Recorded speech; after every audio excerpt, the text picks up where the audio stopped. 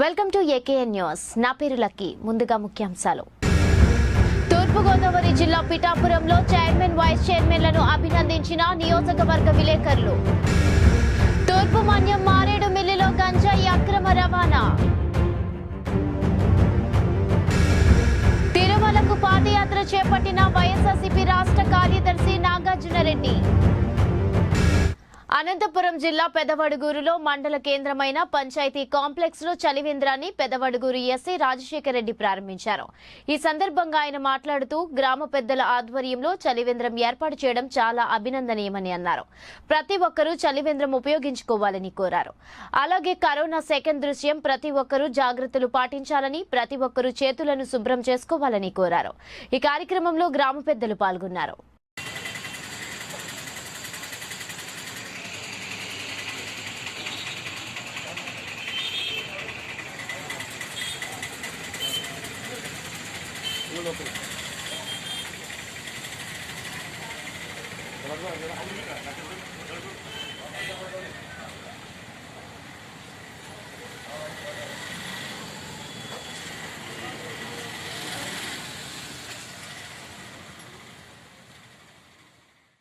రాష్ట్ర ముఖ్యమంత్రిగా జగన్ అధికారాన్ని చేపడితే తిరుమలకు మొక్కుబడిగా రాష్ట్ర కార్యదర్శి నాగార్జునరెడ్డి పాదయాత్ర చేపట్టారు.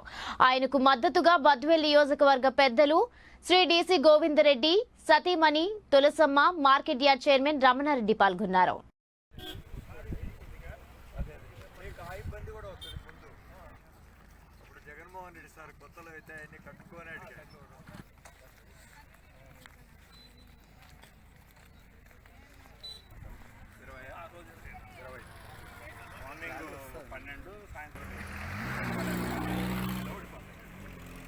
తూర్పు మన్యం మారేడు మిల్లులో గంజాయి అక్రమ రవాణా జరగకుండా 24 గంటలు వాహనాలు తనిఖీలు చేపట్టడానికి చెక్ పోస్ట్ ఏర్పాటు చేస్తున్నామని రంపచోడవరం పోలీస్ ఏఎస్పీ బిందు మాధవ్ తెలిపారు.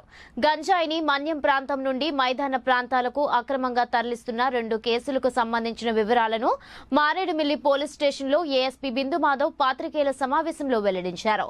వివరాల్లోకి వెళితే మన్యం మారేడుమిల్లిలో వేటుకూరు జంక్షన్ వద్ద వాహనాలు తనిఖీలు చేస్తుండగా మారుతి సుజుకి 800 వాహనంలో పల్సర్ మోటార్ సైకిల్ తో 116 కేజీల గంజాయిని దారకొండ నుంచి తెలంగాణ రాష్ట్రం జూలూరుపాడు ప్రాంతానికి అక్రమంగా తరలిస్తుండగా పట్టుకున్నామని చెప్పారు. దీని విలువ సుమారు 2,32,000 ఉంటుందని తెలిపారు. ఈ కేసుకు సంబంధించి చిమట వెంకటేశ్వర్లు, ముక్తి ఆకాష్, ఊకం సాయి కుమార్ అనే నిందితులను అరెస్టు చేశామని చెప్పారు. మరో కేసుకు సంబంధించి మారేడుమిల్లి వేటకూరి జంక్షన్ వద్ద వాహనాలు తనిఖీలు చేస్తుండగా దారకొండ ప్రాంతం నుంచి ఉత్తరప్రదేశ్ కు 2 చేతక్ వాహనాల గుండా గ్యాస్ పొయ్యిలు అక్రమంగా తరలిస్తున్న 69 కేజీల గంజాయిని పట్టుకున్నామన్నారు. దీని విలువ సుమారు 1,38,000 ఉంటుందని అన్నారు. ఉత్తరప్రదేశ్ రాష్ట్రం ముజఫర్ నగర్ కు చెందిన షాజాద్, రాహుల్, బాబు అనే నిందితులను అరెస్ట్ చేశామని చెప్పారు. మన్యం ప్రాంతంలో గంజాయి అక్రమ రవాణా జరగకుండా ఎప్పటికప్పుడు వాహనాలు ముమ్మరంగా తనిఖీలు చేపడుతున్నామని, అందులో భాగంగానే మారేడుమిల్లి పోలీసులు చాకచక్యంగా పట్టుకున్నారని చెప్పారు. ఈ కార్యక్రమంలో CI ALS Ravikumar, SID Ramakrishna, police సిబ్బంది తదితరులు పాల్గొన్నారు. పోలీస్ స్టేషన్ పరిధిలో రెగ్యులర్ డ్యూటీస్లో భాగంగా వేట్కూర్ జంక్షన్లో వెహికల్ చెకింగ్ చేస్తుంటే 2 వేర్వేరు కేసుల్లో, ఒక కేసులో ఒక మారుతి 800 వెహికల్లో 116 కేజీలు గంజాయి ట్రాన్స్పోర్ట్ చేస్తూ, అట్లనే అదే వెహికల్కి 2 ఎస్కాట్ కింద ముందర రూట్ క్లియర్ చేయడానికి పల్సర్ మీద ఇంకో 2 ముద్దాయిలు అరెస్ట్ అవ్వడం జరిగింది. అట్లనే వేరే కేసులో 2 బళ్ల మీద 3 వ్యక్తులు 69 కేజీలు గంజాయి ట్రాన్స్పోర్ట్ చేస్తూ దొరికారు. ఈ రెండిట్లో కూడా ఫస్ట్ దానిలో ఎస్కాట్ పెట్టుకుని డిసెప్షన్ చేయడానికి ట్రై చేశారు. రెండో కేసులో ఏమో గ్యాస్ పొయ్యిల డబ్బాల్లో పెట్టుకున్నారు గంజాయి. అయినా కానీ మారేడుమిల్లి పోలీసులు సమర్థవంతంగా చెకింగ్ నిర్వహించి 2 కేసుల్లోనూ ముద్దాయిలను అరెస్ట్ చేయడం జరిగింది. మొదటి కేసులో 2,32,000 రూపాయల వర్త్ గంజాయి సీజ్ చేశారు. అట్లనే రెండో కేసులో 1,38,000 రూపాయల వర్త్ గంజాయి సీజ్ చేశారు. దీంతో పాటుగా మారుతి 800 వెహికల్, పల్సర్ బండి, 2 చేతక్ బైక్లు, కొన్ని మొబైల్ ఫోన్లు సీజ్ చేయడం జరిగింది. తూర్పు గోదావరి జిల్లా పి గన్నవరం నియోజకవర్గం ఐనవిల్లి మండలం ఐనవిల్లి ఎంపీడీఓ ఆఫీసులో జన సంరక్షణ కార్యక్రమం జరిగింది. ఈ కార్యక్రమంలో శాసనసభ్యులు కొండేటి చిట్టిబాబు, ఎంపీడీఓ, ఎంఆర్ఓ, స్థానిక ఎస్ఐ, ఆర్డబ్ల్యూఎస్ జేఈ, ఐనవిల్లి మండల సర్పంచ్లు, పార్టీ నాయకులు తదితరులు పాల్గొన్నారు.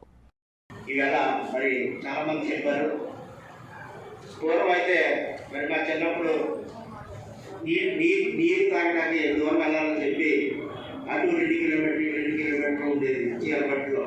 ఆ చీరలో పొద్దున నాచు పక్కకి తీసి 2 చేతితో ఆ నీళ్ళు తాగేవాడు, సాయంత్రం ఒక ఆ నీళ్ళు తాగేవాడు. మరి ఈవేళ ఆ పరిస్థితి లేదు. ఈవేళ మరి కాలంలో కూడా స్నానాలు చేసేవాడు, దూడతో పాటు మనం చేసేవాడు. ఈవేళ కాలంలో దిగాలంటే భయం వేస్తుంది. ఏ నీరు బాటిల్ పుచ్చుకుంటుందో లేకపోతే రాత్రి బాటిల్ పుచ్చుకుంటుందో మరి ఏ విధంగా ఉన్నది మీరు అక్కడ చూస్తున్నారు. ఈవేళ చాలామంది మరి ఎంత మూర్ఖంగా ఇంకా మనకి చదువుకుని నాలెడ్జ్ వచ్చిన ఇంత సైంటిఫిక్గా మనం అధిరోహిస్తున్న ఈవేళ డ్రైనేజీ పైపులు కూడా అట్టకాలంలో పెట్టుకునే దుస్థితికి మరి ఈవేళ మనం ఉన్నామంటే ఒకసారి మనం ఆలోచించుకోవాలి. జల రక్షణ, మరి జలాన్ని రక్షించుకునే బాధ్యత ప్రతి పౌరుల మీద ఉంది. ఈవేళ మరి చాలామంది చెప్పారు. పూర్వం అయితే మరి మా చిన్నప్పుడు నీరు తాగడానికి దూరం వెళ్ళాలని చెప్పి అటు 2 కిలోమీటర్లు ఉండేది చీరపట్టులో. ఆ చీరలో పొద్దున నాచు పక్కకి తీసి 2 చేతితో ఆ నీళ్ళు తాగేవాడు, సాయంత్రం ఒక ఆ నీళ్ళు తాగేవాడు. మరి ఈవేళ ఆ పరిస్థితి లేదు. ఈవేళ మరి కాలంలో కూడా స్నానాలు చేసేవాడు, దూడతో పాటు మనం చేసేవాడు. ఈవేళ కాలంలో దిగాలంటే భయం వేస్తుంది.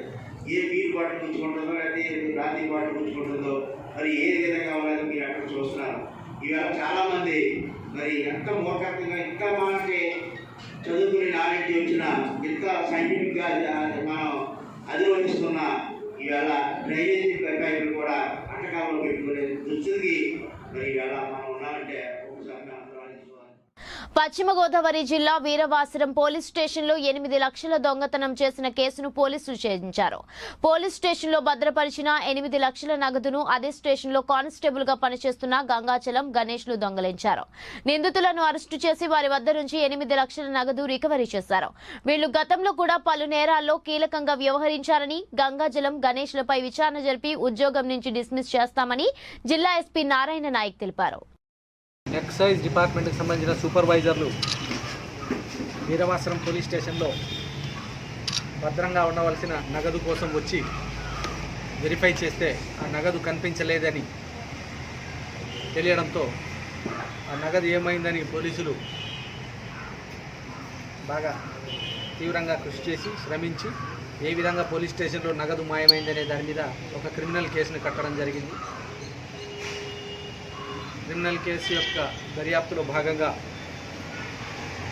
పోలీస్ డిపార్ట్మెంట్లో పనిచేస్తున్న గంగాజలం అలాగే గణేష్ అనే ఇద్దరు కలిసి ఒక ప్లాన్ ప్రకారం 15వ తేదీ రాత్రి గణేష్ సెంట్రీ డ్యూటీలో ఉండగా నేను చేసినప్పుడు ఉంటే ఏదైనా అఫెన్స్ బయటపడుతుందేమో అనే ఉద్దేశంతో, అది కాకుండా వేరే కానిస్టేబుల్ చేస్తున్న టైంలో డ్యూటీ పోతే అతని మీదకి నెపం నెట్టివేయబడుతుందని చెప్పేసి వీళ్ళిద్దరూ 16వ తేదీ రాత్రి 12 గంటల దాకా మద్యం దాగి 4 గంటలకి పోలీస్ స్టేషన్కి వచ్చి ఆ లాకప్ యొక్క కీస్ అక్కడే ఉంటాయని చెప్పి దాన్ని రాడ్ తోటి తీసేసి వేరే లాకప్ కీస్ పెట్టి ఆ డబ్బాను తీసుకొని ఆ డబ్బా యొక్క హుక్స్, ట్రంక్ పెట్టే యొక్క హుక్స్ తీసి అందులో ఉన్న క్యాష్ని తీసుకొని వెళ్ళి వాళ్ళు ఉంటున్న కన్వెన్షన్, ఏం కన్వెన్షన్ సెంటర్, తులసి కన్వెన్షన్ సెంటర్లో దాచి ఏమీ తెలియనట్టుగా ఉన్నారు.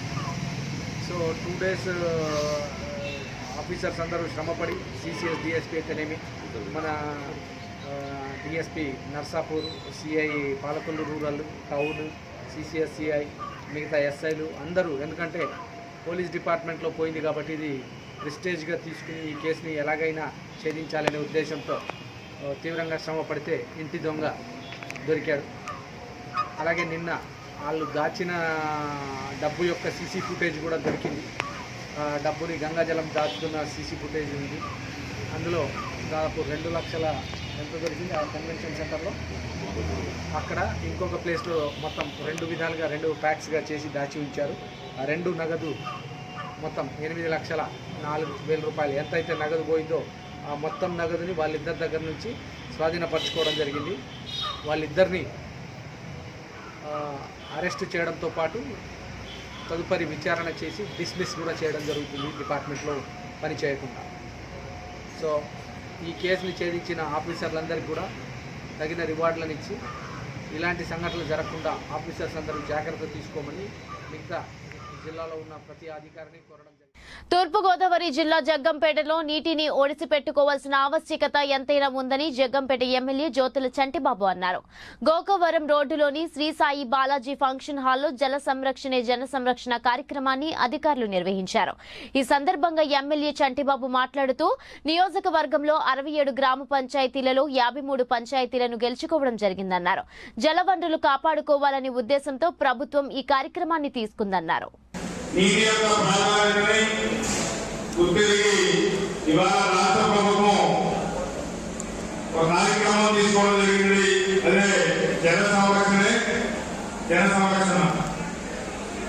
నీటిని మనం సంరక్షించుకుంటే మన మానవాళి కావచ్చు, ఎవరికైనా ప్రాణులన్నింటికీ కూడా నీటి యొక్క ప్రాధాన్యత మనందరికీ తెలుసు.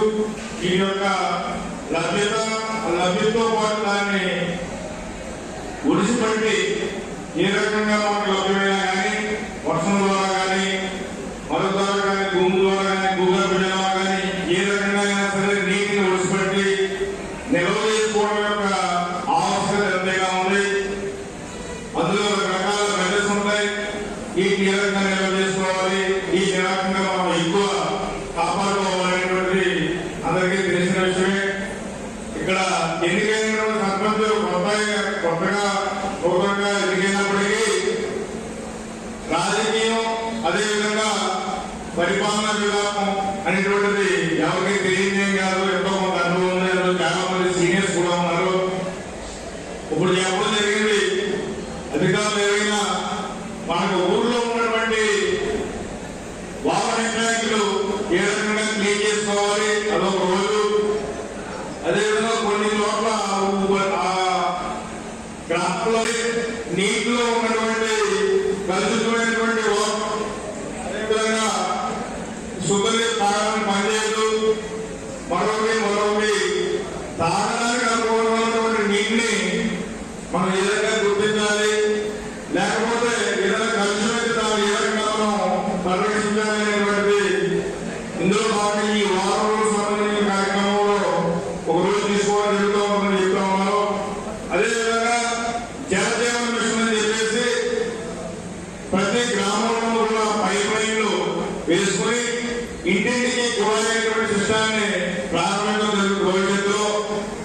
తర్వాత 14 ఫైనాన్స్ 15 ఫైనాన్స్ సంబంధించిన అమౌంట్ ఏదైతే ఉన్నాయో వాటిని యూటిలైజ్ చేసుకోవడం కూడా జరుగుతుందని చెప్పేసి మీ అందరికీ తెలియజేస్తా ఉన్నాను. ఈ నెలాఖరికి అవి ల్యాబ్స్ అయిపోతాయన్నటువంటి అపోహలు ఉన్నాయి. ఈ కరోనా కారణంగా కొన్ని ఎగ్జామ్స్ చేయండి పరిశ్రమలు చెప్పేసి మాకు కూడా ఇంటిమేషన్ ఉంటుంది. అధికారులు కూడా ఇన్స్ట్రక్షన్స్ వచ్చాయని చెప్తా ఉన్నారు. కాబట్టి ఎవరు కూడా ఆందోళన పడలేదు. ఏదైనా మన గ్రామానికి సంబంధించిన అభివృద్ధి పాత్ర ఖచ్చితంగా ఒక అనుభవం ఉండొచ్చు. ఇవాళ శాసనసభ్యుడు వైఎస్ఆర్ కాంగ్రెస్ పార్టీ చెందినటువంటి చంద్రబాబు మేమేదో వేరే పార్టీ నెగ్గాం, లేకపోతే మన పార్టీలోనే రెబల్స్ ద్వారా కొంతమంది నెగ్గాం, మరొక రకంగా గెలిచాం అనేటువంటి చిన్న చిన్న అపోహలు ఉండవచ్చు. ఆ అపోహలకి కూడా తాగము. అందరూ సమానమే. గ్రామాల్లో మిమ్మల్ని కావాలని చెప్పేసి ఎన్నుకున్నారు కాబట్టి ప్రజల యొక్క ఆ ఊరికి మనం విలువాలి. కాబట్టి ఎవరైతే గెలిచారో వాళ్ళందరినీ కూడా ఒకే కుటుంబం కింద పరిగణించాలని చెప్పేసి స్వయంగా అందరికీ మాట్లాడుతున్నాను. తూర్పుగోదావరి జిల్లా పిఠాపురంలో నూతనంగా ఎన్నికైన మున్సిపల్ చైర్మన్ గండేపల్లి సూర్యావతి బాబీ దంపతులు మరియు వైస్ చైర్మన్ పశ్చిమల్ల జ్యోతి అప్పలరాజు దంపతులను విలేకరులు కలిసి వారికి అభినందనలు తెలిపారు. ఈ సందర్భంగా వారిరువురు దంపతులకు సాలువాతో సత్కరించి పూలమాలలు వేసి పుష్పగుచ్చాలు అందజేశారు. ఈ సందర్భంగా గండేపల్లి బాబీ మీడియాతో మాట్లాడారు. ఈ కార్యక్రమంలో Pithapuram print and electronic media మిత్రులు పాల్గొన్నారు. 2020లో స్థానిక సంస్థల ఎన్నికలు రావటం, ఇది ఈసారి మహిళకు అన్రిజర్వ్డ్గా రావటం, నాకు అవకాశం లేకపోయినప్పటికీ మా గౌరవ శాసనసభ్యులు పెండం దొరబాబు గారు, ఎంపీ గారు గీతా విశ్వనాథ్ గారి సహకారంతో జగన్మోహన్ రెడ్డి గారు ఏదైతే 2014లో ఓటమి చెందున్నాను ఈసారి అవకాశం వచ్చింది. ఆ అవకాశాన్ని మళ్ళీ మా కుటుంబానికే ఇవ్వాలని చెప్పి వారి నిర్ణయం తీసుకోవడం. అనేక మంది పోటీ పడి ఉండొచ్చు. మా సోదరులు పార్టీకి చేసిన సేవలను గుర్తించి, పార్టీకి నిబద్ధతతో పనిచేసే కుటుంబంగా మమ్మల్ని గుర్తించి, నా భార్య ద్వారా ఈరోజు నాకు ఈ అవకాశాన్ని కల్పించడం, ఆ అవకాశాన్ని ప్రజలు గుర్తించి మమ్మల్ని మంచి మెజార్టీతో ఈ మున్సిపాలిటీ చైర్పర్సన్ పీఠాన్ని మాకు అందివ్వడం, వారి ప్రజల ఆశయాలకు అనుగుణంగా ప్రజలు మా మీద ఏదైతే ఆశలు పెట్టుకున్నారో అవి వమ్ము కాకుండా నా వంతుగా నేను ప్రజల ఆకాంక్షల మేరకు పనిచేస్తానని చెప్పి ఈ సందర్భంగా తెలియజేసుకున్నాను. ఖచ్చితంగా దీర్ఘకాల సమస్యలు ఏంటనేది నేను ఇంచుకు దాదాపు ఈ కౌన్సిల్లో అడుగుపెట్టి 7 సంవత్సరాలు అయింది. 2014 నుంచి కౌన్సిల్లో ఉన్నాను. అనేక మీటింగుల్లో పాల్గొన్నాను. ఎక్కడ ఏ సమస్యలు ఉన్నాయో క్షుణ్ణంగా తెలిసిన వ్యక్తిగా వార్డు వారీగా ప్రణాళికలు తయారు చేసే పనిలో నేను త్వరలోనే నిమగ్నమవుతాను. వార్డు వారి పర్యటనలు చేయబోతా ఉన్నాను. చేసిన తర్వాత ఆ ప్రణాళికలను రూపొందించి దేన్ని ఏ రకంగా అంటే మున్సిపాలిటీకి అందుబాటులో ఉన్న నిధులతో చిన్న చిన్న పనులు మనం చేసుకోవచ్చు, అవి ఎంతవరకు చేయగలం, కొద్దిగా పెద్ద పనులు అయితే రాష్ట్ర ప్రభుత్వం నుంచి ఏ రకంగా మనం గ్రాంట్లు తెచ్చుకోవాలి, మా ఎమ్మెల్యే గారు ఎంపీ గారు సహకారంతో రాష్ట్ర కేంద్ర ప్రభుత్వాల నుంచి అవసరమైతే ఇతర మంత్రులందరూ కూడా నాకు చాలామంది పార్టీలో సుదీర్ఘకాలం నేను పనిచేస్తున్నాను కాబట్టి ఏ మంత్రి గారికైనా నన్ను పేరు పెట్టి పలకరించేంత చనువు నాకుంది. అన్నబాబు గారైనా, వేణు గారైనా, విశ్వరూప్ గారైనా, జిల్లా మంత్రులే కాదు ఇతర జిల్లాల వారైనా అందరితోటి నాకు సాన్నిహిత్యం ఉంది. నేను దాన్ని ఉపయోగించుకుని పిఠాపురం అభివృద్ధికి నా వంతుగా ఏ రూపంలోనే సరే గ్రాంట్లు అవసరమైతే సీఎం గారి వరకు కూడా వెళ్ళి గ్రాంట్లు ఎలా తెచ్చుకోగలం, ఎలాగ దీన్ని మనకిచ్చిన అవకాశాన్ని ఏ రకంగా మనం ప్రజల రుణం తీర్చుకోవాలి అనే దాని మీద నేను ప్రణాళిక తయారు చేయబోతా ఉన్నాను. ఖచ్చితంగా నేను అమలు చేసి కొంత సత్వర కాలంలోనే మీకు తొందరలోనే నా ముద్ర ఏంటనేది నేను చూపించాలనే తాపత్రయంతో ఉన్నాను. ఖచ్చితంగా నేను ఈ విషయంలో సక్సెస్ అవుతానని నేను భావిస్తాను. మొన్న 10వ తారీఖున జరిగిన ఎన్నికల్లో మరి నాకు ఇంత ఘన విజయం ఇచ్చిన పిఠాపురం పట్టణ సోదరులందరికీ, సోదరిమణులందరికీ కూడా నా హృదయపూర్వక ధన్యవాదాలు తెలియజేస్తున్నాను. అలాగే ముఖ్యంగా మరి జగన్ గారికి, మరి సీఎం గారు అయినటువంటి జగన్ గారికి, అలాగే మరి మన దొరబాబు గారికి, ఎమ్మెల్యే గారికి, అలాగే ఎంపీ గారికి, పార్లమెంట్ సభ్యురాలు వంగ గీత విశ్వనాథ్ గారికి, అలాగే గండేపల్లి బాబీ గారికి, చైర్మన్ గారికి నా హృదయపూర్వక నమస్కారాలు, కృతజ్ఞతలు తెలుపుతున్నాను. వైఎస్ఆర్సీపీ తరఫున నాకు ఇచ్చిన వైస్ చైర్పర్సన్గా ఇచ్చిన ఈ అధికారాన్ని నేను సద్వినియోగం చేసుకుని ప్రజలందరికీ కూడా, పట్టణ ప్రజలందరికీ కూడా నా హృదయపూర్వకంగా నేను సేవ చేస్తానని మరి అధికారం ఇచ్చిన మరి జగన్ గారికి, అలాగే మా ఎమ్మెల్యే గారికి, మరి గీత గారికి, అలాగే చైర్మన్ గారికి కూడా మరొక్కసారి కృతజ్ఞతలు తెలుపుతున్నాను. అలాగే వారి సహకారంతో మరి పట్టణ అభివృద్ధికి నేను తోడ్పడతానని మరి నాకు ఇచ్చిన అవకాశాన్ని సద్వినియోగం చేసుకుని విశాఖ గైనకాలజిస్ట్ ఆధ్వర్యంలో ఈ రోజు మధురవాడలో గల విశాఖ వైజాగ్ కన్వెన్షన్ సెంటర్ లో యువ ఫాగి 2021 కార్యక్రమం ప్రారంభమైంది. ఈ కార్యక్రమం కోసం మరింత సమాచారం మా ప్రతినిధి ఉదయ్ అందిస్తారు.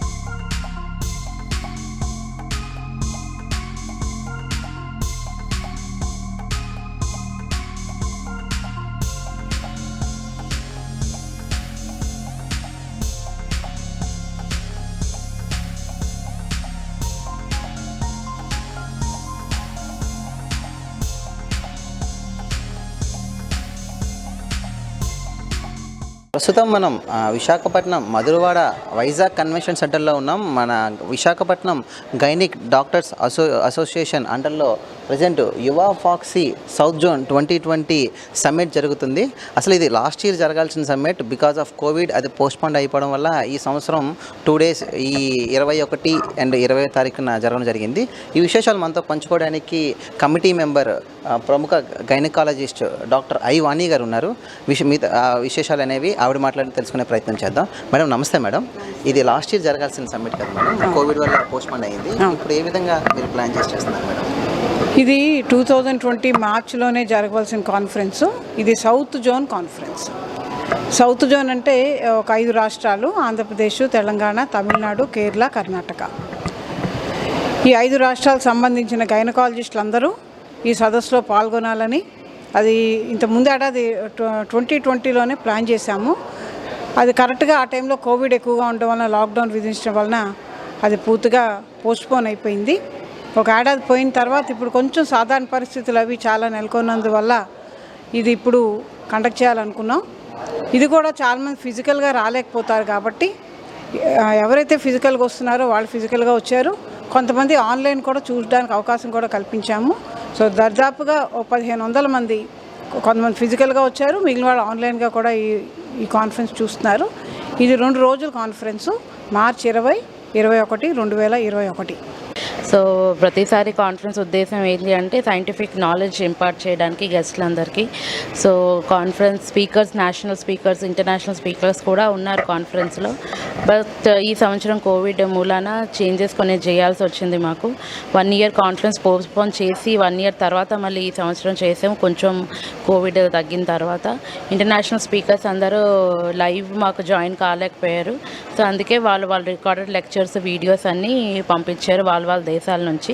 సో ఈ కాన్ఫరెన్స్ బోత్ ఫిజికల్గా, హైబ్రిడ్గా, వర్చువల్గా కూడా జరుగుతుంది. సో రాని వాళ్ళకి లైవ్ స్ట్రీమింగ్ లింకులు కూడా పంపించాము మేము.